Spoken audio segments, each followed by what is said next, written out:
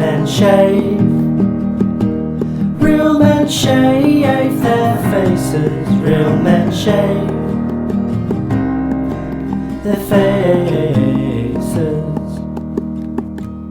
So, good morning. Stevie Daily Shaver this morning. The OCCAM razor.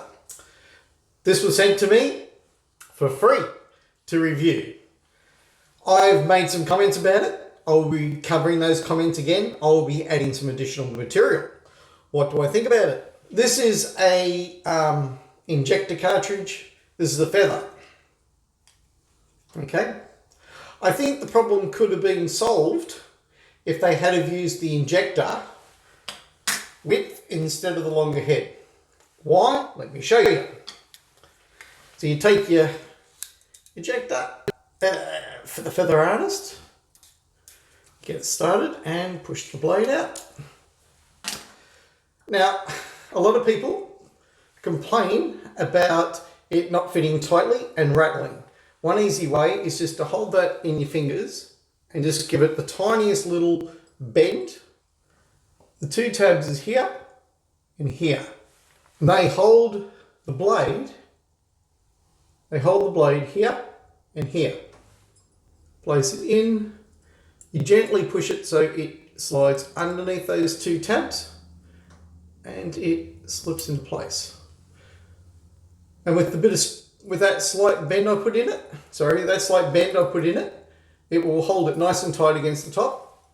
Virtually no rattle. Okay, so there's two tabs, one here and one here. It took a bit of going. I finally got it popped in. This is a Feather Artist blade, number 3, most aggressive head. I found this was best for shaves. Now, this leads me to my first complaint. I would have preferred a screw there that allowed me to choose my own handle. This thing feels, it's too thin to hold sideways comfortably. You can hold it like that, which does give you some mean support here, which is okay, but to be honest, this paddle pop, tongue to pressure style, not a great handle. I probably would have shrunk the head that way, used the injector head and put a stem, allowed people to choose their own handle, or supplied a nicely turned handle.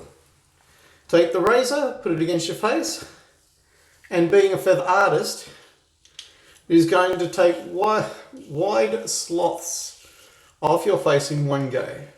The one thing that sets this apart from the one blade is this is an entirely fixed head, and if you don't get the blade just right in it, it will affect your shave. So that little trick of bending the blade, only fractionally, like you couldn't see that it was bent, but that you could tell when you put it in and it was in the right way because it's nice and tight. Cheeks, pretty close, under here, not so close. So the other thing is, and this adds to the cost and degree of complexity, if they're going to do this sort of design, you need a head that, I don't know, seems to slide better. It's okay, it's sliding, yeah, but it's not the greatest sliding head that I have ever experienced. But it's okay. The bottom bar, instead of being flat, it really needs some rivets that allows some more shaving cream to maintain your face. Almost like an open comb-ish bottom. I wouldn't have gone too far down the open comb design. What I would have done is probably made it more of a scalloped bottom. Could be fixed. You notice the huge gap. So here we go. You notice the huge gap under here, right? One of the problems, and now when you're shaving, that blade's actually pushed up. That's why bending the blade that way stops it from rattling and holds it tighter. But what it could have done with is some means on this bottom bar to help support the blade from underneath. I don't know, a sprung bar across the bottom. I haven't worked it out. On the one blade being a complete base and the deeper blade, right? It adds a lot more support. This Feather Artist is extremely thin, so there's not much horizontal support that it can get, and bending it only gives it vertical support on the top bar. And just a clean up pass, Don't want a very thick covering. Actually, sometimes just the residual slickness and water is all I need for BBS. Being a wide blade, take care around your lip and your nose. This is not very comfortable for this particular stroke. The blade struggles because it's not held tight. My biggest bugbear, say you're doing a stroke like that across your face, you end up holding it with weird fingers because of this paddle pop tongue depressor style handle. That's the pit, right? The handle. If the first thing I'd change is just whack a normal screw pivot there and be done with it, for crying out loud. The original design, as proposed, I'm going to go for damn fine shave today because I can see a couple of bits of red blood. Okay, I just had to go fetch some salt. Ooh, geez. I think this was an excellent first edition Kickstarter. I think we got amazing value for those of us on the Kickstarter. If you get it around $80, $90 and you want to experiment, say you already own Feather Artist blades or, you know, that sort of design blade, this would be worth owning just to try. BBS on this, you can get it, but this particular Feather Artist is not the best. The ones that hold the blade on both sides. So if I took this same blade out and put it in here, by virtue of it's held, because it's nice and thin, top and bottom, this will give a good shave every time. All my single edges in this design work fine. This design works okay. They tried to copy the one blade for the rear insertion. Okay, they succeeded, but they missed the point of the one blade, which is, the biggest thing is the head pivots.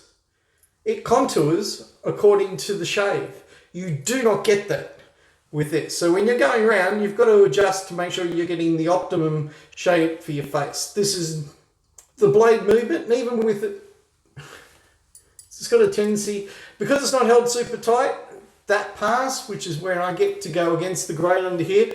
Some of my razors do it, some of my razors don't. Stroke like that. Now I don't want to knock the guys for trying. I want them to do another version and improve on it. They've proven that it works. Take these things to heart. One of the bugbears I had was I tried to participate in the Kickstarter and talking to the boys. I said, boys, you're going to get blade movement because I shave with enough razors. I could just see the problems. I looked at the handle when they had the original tuning fork design of the two like long thick wires down. And I said, it looks pretty. It looks like something will catch people's attention. It's going to be shit to shave with. It's going to be shit to hold on to. Then they went for the tongue depressor and I would have gone, boys, don't. It looks bloody horrible. Okay, keeps you unique, it fills in the design, you know, gives a bit more body. But this needed to be, this design could have worked if it had been about, probably about a third deeper, and it was concaved on the inside, so you had grip on the side. Big bugbear is slippy, bad grip on this thing.